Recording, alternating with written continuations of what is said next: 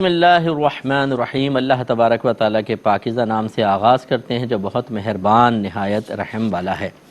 درس بخاری کا سلسلہ جاری ساری ہے اور پچھلے پروگرام میں 2178 اور 2189 نمبر حدیث پاک جو ایک ساتھ امام بخاری نے ذکر کی تھی، اور اسی کے تناظر میں پھر ہم یہ ذکر کر رہے تھے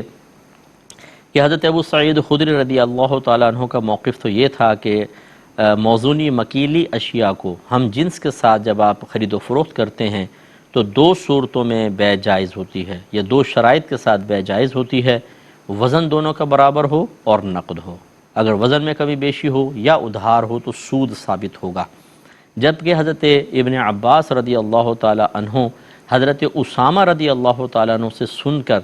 یہ موقف رکھے ہوئے تھے کہ اگر موزونی مکیلی اشیاء ہوں ادھار میں سود ہوگا، بس کمی بیشی کے ساتھ آپ ہم جنس کو بھی لے دے سکتے ہیں۔ اس میں پھر یہ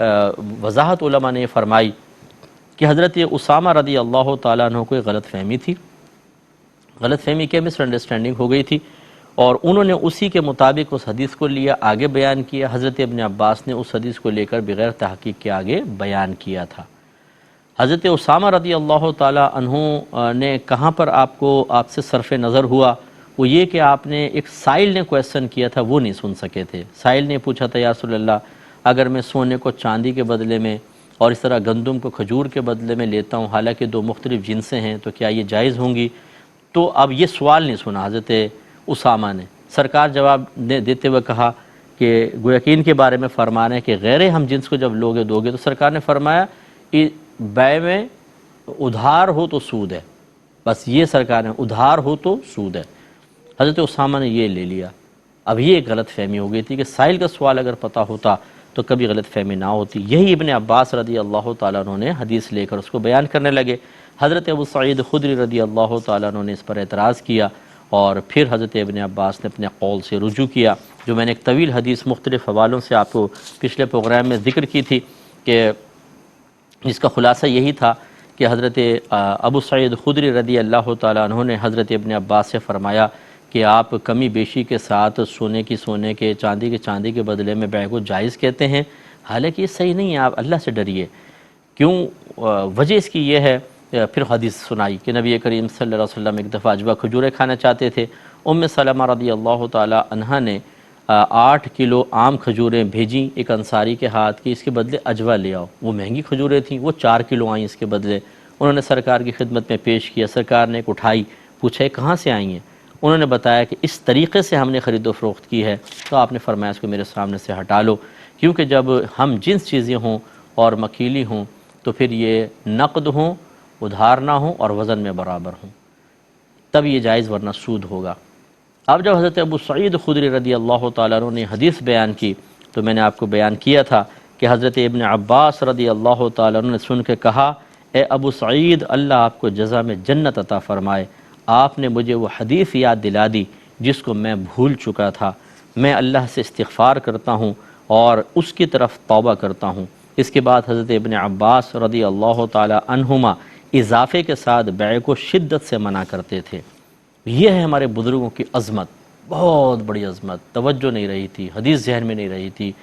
حضرت اسامہ کی حدیث سے استدلال کر لیا تھا۔ حضرت اسامہ کو خود تھوڑی سی غلط فہمی ہوئی تھی، کویسچن نہیں سنا، صرف جواب سن کر آپ نے اس کو بیان کیا جو ایک خاص صورت سے متعلق تھا، اور آپ نے اس کو عام جواب سمجھا۔ لیکن شان یہی ہوتی ہے عالم کی کہ جب وہ اپنی غلطی پر مطلع ہو جائے تو ڈٹے نہیں، اس پہ جم نہ جائے، اس پہ اکڑ نہ جائے، اسے قبول کر لے۔ اب بعض اوقات ایسا ہوتا ہے کہ دو موقف ہوتے ہیں، ایک تو ہوتا ہے کہ غلطی ہے، ٹھیک ہے، مسلمہ مسئلہ تھا، ثابت شدہ مسئلہ تھا، آپ کی توجہ نہیں رہی، آپ نے اس کو بیان کیا، اور بعد میں کسی نے کہا آپ نے غلط بیان کر دیا، یہ تو غلط بیان کر دیا۔ اس غلطی کا ازالہ تو ہونا چاہیے کہ آپ اللہ کی بارگاہ میں بھی توبہ کریں۔ اگر پبلک میں مسئلہ بیان کیا تو بیان کر دیں کہ مجھ سے غلطی ہو گئی تھی، ایسا مسئلہ ہے، کوئی شرم کی بات نہیں ہے۔ میں 17 سال سے احکام شریعت پروگرام کر رہا ہوں، ہزاروں لاکھوں بلکہ کہوں تو بلا مبالغہ جائز ہوگا کہ 17 سال تک میں نے ٹی وی کے پروگرام میں شاید کئی ہزاروں کا جواب دیوں گے، چلو لاکھوں تک نہیں تو کئی ہزاروں کے جواب دیوں گے، اور زندگی میں تو لاکھوں کے، لیکن اس کے باوجود اس چیز کا اعتراف کرنے میں ہمیں کوئی شرم محسوس نہیں ہوتی کہ ہم سے مسٹیک ہو سکتی ہے۔ ہم کوئی معصوم عن الخطا تو نہیں ہے، نہ فرشتے ہیں نہ نبی ہیں، ہم ایک عام امتی ہیں۔ ہم تو صحابہ بھی نہیں ہیں، ہم تو ولایت کا دعویٰ بھی نہیں کرتے، ایک عام آدمی ہیں ہم، غلطی ہو سکتی ہے، لیکن اگر غلطی پر مطلع ہو جائیں تو اسے رجوع کرنا چاہیے۔ اب ایک اور صورت ہوتی ہے کہ غلطی نہیں ہوتی، ایک نیا مسئلہ ہے، پرائز بانڈ کا مسئلہ ہے، ایک اپنے دلائل کی روشنی میں کہتا ہے کہ میرے نزدیک یہ جائز ہے، دوسرا اپنے دلائل کی روشنی میں کہتا ہے میرے نزدیک یہ ناجائز ہے۔ اب دونوں کے اپنے اپنے دلائل ہیں، اب یہاں صحیح غلط کا مسئلہ نہیں ہوتا، اب اس میں وہ اپنے موقف پر ہے۔ ہاں یہاں ایک چیز سے فیصلہ ہو سکتا ہے کہ جمہور کس طرف ہیں، میجورٹی کس طرف ہے۔ جب کسی مسئلے میں فقہا کا اختلاف ہو جائے تو جس طرف اکثر فقہا ہوں، اکثر سے مراد زیادہ تعداد میں ہوں، پھر سمجھ لیں حق اسی سائڈ پر ہوتا ہے، دوسروں کو قبول کر لینا چاہیے، لیکن اگر وہ قبول نہ کریں تو ٹھیک ہے، ان کی مرضی ہے۔ جیسے ڈیجیٹل کیمرے سے پکچر کا مسئلہ ہے، آپ موبائل سے پکچر کھینچتے ہیں، ڈیجیٹل کیمرے سے کھینچتے ہیں، آپ لیپ ٹاپ کے اندر آپ کا کیمرہ لگا ہوتا ہے، اس سے آپ پکچر بنا لیتے ہیں اور پھر اس کا پرنٹ آؤٹ نہیں نکالتے، اس کے بارے میں کیا حکم ہے؟ تو ہم جیسے میں اور بہت سارے علماء ہیں وہ اس کو جائز کہتے ہیں، وہ کہتے ہیں کہ یہاں حقیقتاً تصویر بنتی ہی نہیں ہے، یہ تو پکسلز ہوتے ہیں، چھوٹے چھوٹے خانے ہوتے ہیں، پھر مشینری گویا کہ ان خانوں کو متشکل کر کے ایک صورت سی بنا دیتی ہے، حقیقتاً کوئی پکچر بنتی ہی نہیں ہے، اس لیے آپ پوری مشینری کھول کر دیکھ لیں آپ کو پکچر نظر نہیں آئے گی، جیسے نیگیٹو پہ ثبت ہو جاتی ہے، ایسے اس میں تو نہیں ہوتی۔ اور بعض کہتے ہیں کہ نہیں ہم یہ نہیں مانتے، بس وہ پکچر تو نظر آ رہی ہے، بس یہ تصویر کے حکم میں حرام ہوگی، یہ اختلاف ہو سکتا ہے۔ اب میجورٹی کی طرف دیکھنا چاہیے، جو اعلیٰ حضرت امام اہل سنت رضی اللہ تعالی عنہ نے بھی اصول بیان کیا کہ جب فقہا کے مابین اختلاف ہو جائے تو پھر اکثریت کو دیکھا جاتا ہے، اکثریت مسلمانوں کی میجورٹی جو ہے وہ اس کی جواز کی قائل ہے، اکثر، یعنی اگر 100 عالم لے لیں تو شاید 2 انکار کرتے ہوں گے، 98% علماء، مفتیان کرام، عوام اسی طرف ہے، اس کے جواز کی طرف ہے۔ تو بہرحال لیکن اگر کوئی نہیں مانتا تو اب یہ نہیں مانتا، کوئی مسئلہ نہیں ہے، اس کو انا کا مسئلہ نہیں بنانا چاہیے۔ بہتر یہ ہوتا ہے کہ جو مائنورٹی کے اندر ہو وہ رجوع کر لے اپنے قول کے ساتھ کہ اتنے لوگوں کی عقل ناقص ہو گئی، میری عقل میں کامل کیوں سمجھ رہا ہوں، ہو سکتا ہے مجھ سے سمجھنے میں دقت ہوئی ہے، چلو ٹھیک ہے اختلاف ختم ہو جائے۔ اس طرح کے مسائل میں پیار محبت سے اختلاف ختم کرنا چاہیے، یہی ایک علماء کی شان ہے۔ اور یہاں تو ایک مسٹیک تھی، سمجھ لیجئے غلط فہمی تھی، حضرت ابن عباس رضی اللہ تعالیٰ عنہ خود کہہ رہے ہیں کہ میری توجہ نہیں رہی، مجھے یاد ہی نہیں رہی، حدیث تو موجود تھی، یہ حدیث یاد نہیں رہی، تو حضرت اسامہ کی حدیث سے استدلال کر لیا، اب جب یہ حدیث یاد دلائی فوراً یاد آ گئی تو اپنے قول سے رجوع کر لیا۔ یہ ہے شان۔ اللہ تعالیٰ ہمیں بھی ایسی عاجزی عطا فرمائے اور خصوصاً اپنے بڑے بزرگوں کے سامنے عاجزی کے ساتھ ہی رہنے کی توفیق عطا فرمائے کہ اگر ہماری کوئی غلطی ظاہر ہوتی ہے اور واقعی غلطی ہو تو پھر ہمیں رجوع کر لینا چاہیے۔ اگلی حدیث کی طرف آتے ہیں۔ اچھا ضمناً بس یہ عرض کہ جب علماء کی یہ شان ہے، عوام الناس کو تو وہ درجہ اولیٰ کرنا چاہیے۔ اب بعض اوقات ہوتا ہے کہ میں نے دیکھا ہے کہ ایک خاندان میں ایک شخص یا ایک دوست کہہ رہا ہے کہ جی میں نے دیکھا یہ فلاں عالم کی کلپ ہے، یہ فلاں کتاب میں مسئلہ لکھا ہوا ہے، لیکن عوام الناس کی انانیت اتنی زبردست ہوتی ہے، بولتے نہیں میں تو نہیں مانتا ہوں، بس جب میں کہہ رہا ہوں وہ صحیح ہے،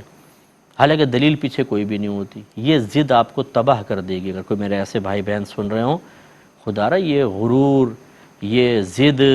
یہ ڈھیٹ پن، یہ انانیت کا موقع نہیں ہے، سرنڈر کرنے کا موقع ہے۔ ٹھیک ہے یار، تم جیتے میں ہارا، آپ صحیح کہہ رہے ہیں، واقعی عالم دین کہہ رہے ہیں، میں مان لیتا ہوں، ورنہ آپ کا پھر آپ کے موقف پہ کوئی واضح دلیل تو ہو۔ اچھا بعض اوقات ہم کسی کی بوگس دلیل کو قبول کر لیتے ہیں اور اس کو بہت بڑا سمجھتے ہیں، اور سامنے بہت زبردست دلیل مل رہی ہوتی ہے لیکن اس بوگس دلیل کے مقابلے میں اس کو رد کر رہے ہوتے ہیں، اس وجہ سے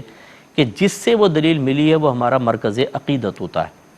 یہ بھی بڑا ایک مسٹیک چل رہی ہے، ایک بڑا مسئلہ چل رہا ہے کہ اگر کسی کی کسی سے عقیدت قائم ہو گئی ہے، اب وہ حق اسی کے ساتھ ہوگا، بس یہی صحیح کہہ رہا ہے، اسی کے ساتھ حق ہوگا، اسی کی حدیث ہے، اسی کا رزلٹ نکالا ہوا رزلٹ ہے، باقی کسی کو ماننا ہی نہیں ہے۔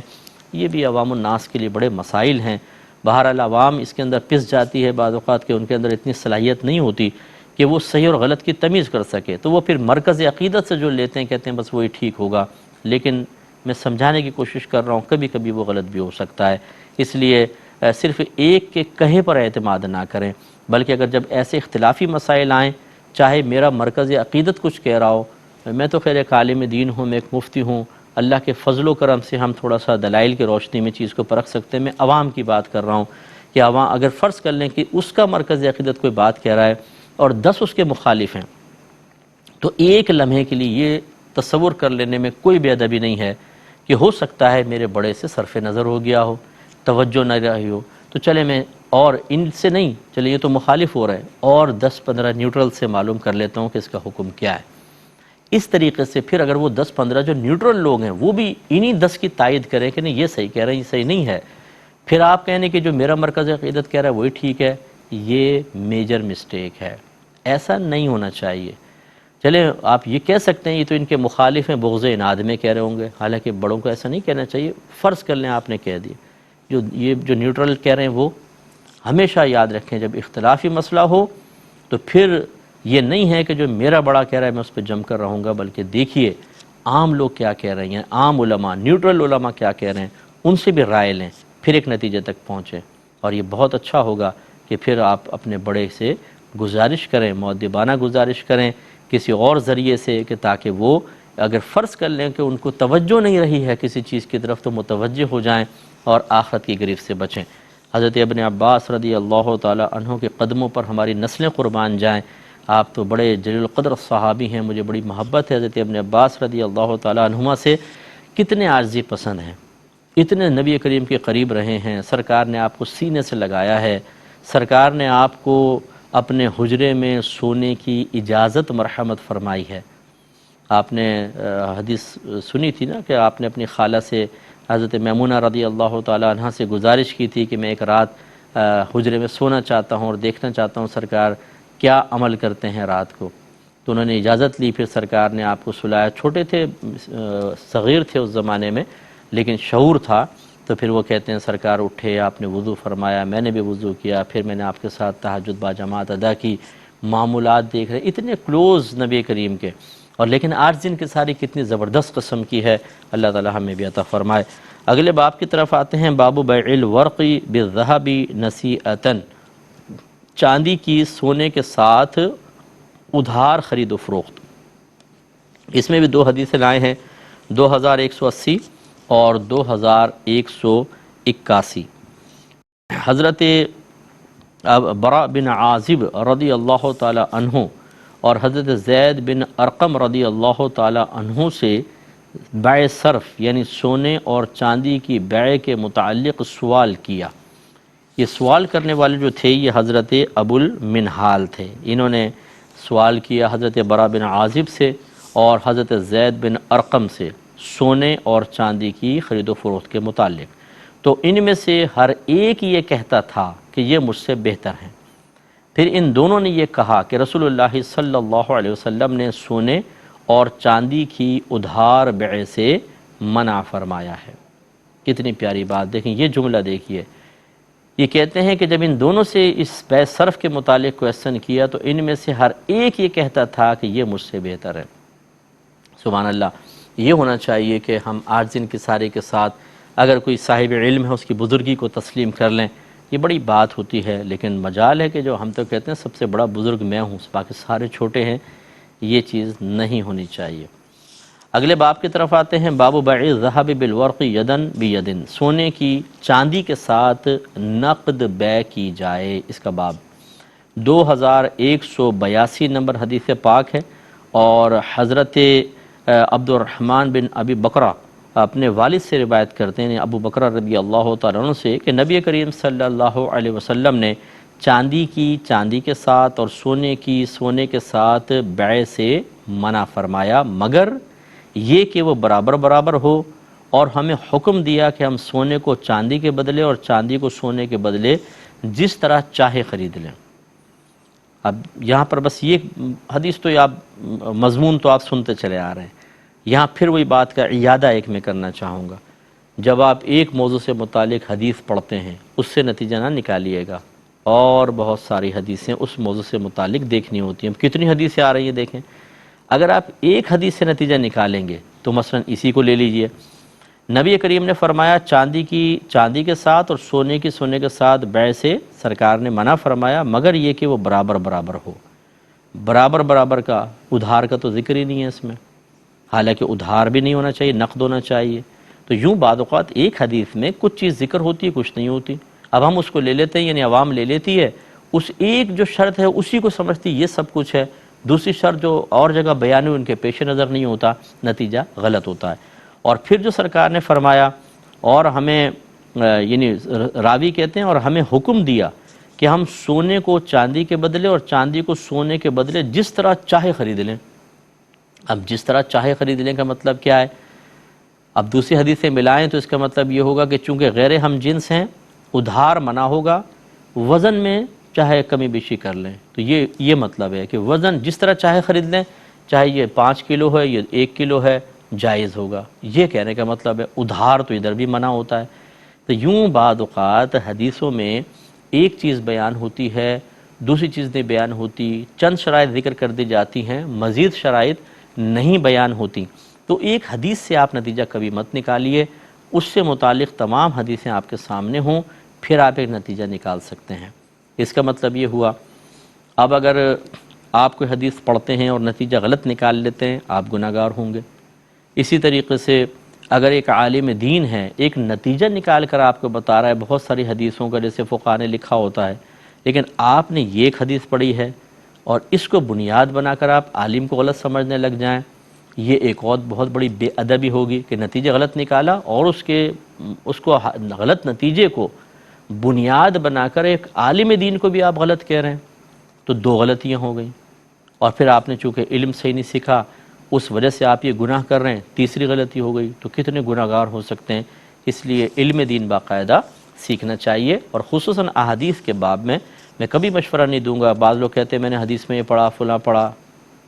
عوام الناس نہ کرے خدا را۔ آپ ایک حدیث سے کوئی نتیجہ نکالیں گے اور آپ کو پتہ بھی نہیں ہوگا کہ اس سے متعلق دوسری حدیثیں موجود ہیں، اور یہ بھی نہیں پتہ ہوتا بعض اوقات کہ یہ جو حدیث آپ کے سامنے اس کا حکم تو منسوخ ہو چکا ہے، اس کے بعد نبی کریم صلی اللہ علیہ وسلم نے دوسری حدیثیں بیان فرمائی ہیں۔